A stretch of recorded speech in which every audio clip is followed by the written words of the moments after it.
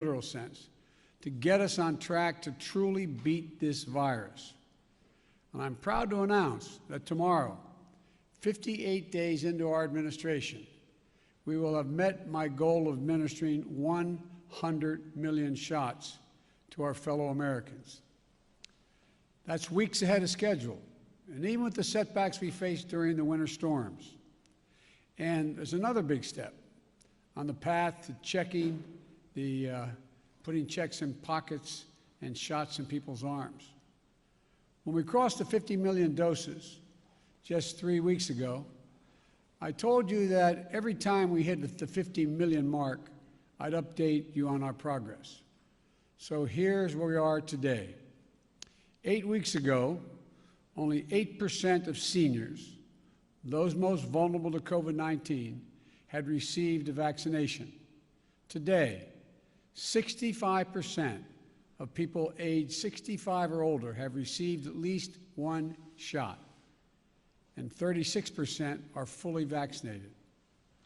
And that's key, because this is the population that represents 80% of the well over 500,000 COVID-19 deaths that have occurred in America. We have nearly double the amount of vaccine doses that we distribute to states, tribes, and territories each week. We have gone from 1 million shots a day that I promised in December before we were even sworn in, to an average of 2.5 million shots a day, outpacing the rest of the world significantly. And here's how we accomplished this. Using the power given to a president under the Defense Production Act, we expedited critical materials in vaccine production, such as equipment, machinery, and supplies. We work with vaccine manufacturers to speed up the delivery of millions more doses and brokered a historic manufacturing partnership between competing companies who put patriotism and public health first. These steps put us on track to have enough vaccine supply for every adult American by the end of May, months earlier than anyone expected. And we stood up or supplied more than 600 community vaccination sites that are administering hundreds of thousands of shots per day. We launched the federal pharmacy program, which has allowed millions of Americans to get a shot at one of 14,000 local pharmacies in this country, the same way they get their flu shot.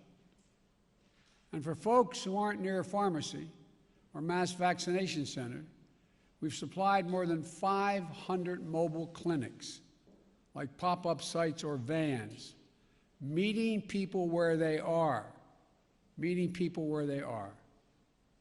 We deployed nearly 6,000 federal personnel, including FEMA, active duty military, and Department of Health and Human Services, to support vaccinations and serve as vaccinators, putting the needle in people's arms. We're also supplying vaccines to community health centers to reach those who have been the hardest hit and suffered the most, especially Black, Latino, Native American, and rural communities. This is really important because we believe that speed and efficiency must be matched with fairness and equity. Now, when President Harris and I took a virtual tour of a vaccination center in Arizona not long ago, one of the nurses on that tour, injecting people, giving vaccinations, said that each shot was like administering a dose of hope. A dose of hope. That's how she phrased it. Behind these 100 million shots are millions of lives changed when people receive that dose of hope. Grandparents can hug their grandchildren again. Frontline workers who can show up at their jobs without the same fear they used to have. Teachers with the confidence to head back into the classroom. These milestones are significant accomplishments, but we have much more to do, much more to do. And the American Rescue Plan will help us do it. In addition to the cash payments it provides to you and your families, it also provides the funds to add vaccinators, to supply more community vaccinations, support more community vaccination centers, and increase testing. It'll help us accelerate nationwide efforts to reopen our schools safely. And as I told the nation last week, I've directed all states, tribes, and territories to make all adults eligible to be vaccinated no later than May the 1st. I'm glad to see that several states are already taking that step to make more and more Americans eligible, even before May 1st. Tomorrow, we will hit 100 million doses our administration has administered.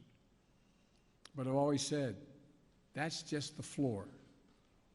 We will not stop until we beat this pandemic. Next week, I will announce our next goal to put shots in arms. This is a time for optimism, but it's not a time for relaxation.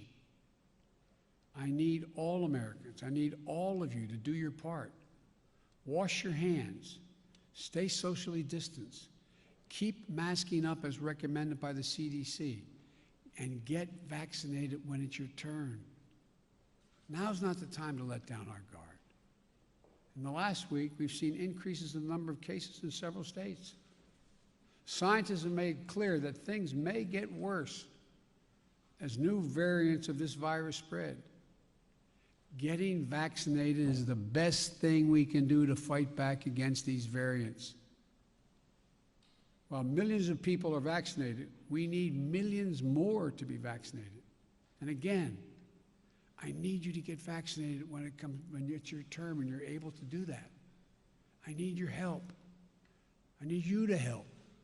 Not just the country, but your family, your friends, your neighbors. Get them vaccinated as well. If we keep our guard up, stick together, and stick with the science, we can look forward to a 4th of July that feels a bit more normal, with small groups able to gather for cookouts in backyards, and where we begin to declare our independence on Independence Day from the virus. Look, together we're going to come through this stronger, with renewed faith in each other and our government that fulfills its most important function, protecting the American people. Let me be clear again. Wearing this mask in the meantime, making sure you wash your hands, making sure you socially distance and listen to the CDC. We've got to reach the point where we have herd immunity, meaning where we have a vast majority of the American people have been vaccinated before we can stop wearing these. So please, please, don't let what you see happening in Europe and you see on television. Keep the faith. Keep wearing the mask. Keep washing your hands. And keep socially distanced. We're going to beat this. We're way ahead of schedule, but we got a long way to go. So I just wanted to bring you up to date. I thank you very much, and may God bless America. May God protect our troops. Thank you so much. Mr. President, Vladimir Putin wants open talks. Would you agree to that? Your reaction to the photo of children in the border detention center, sir?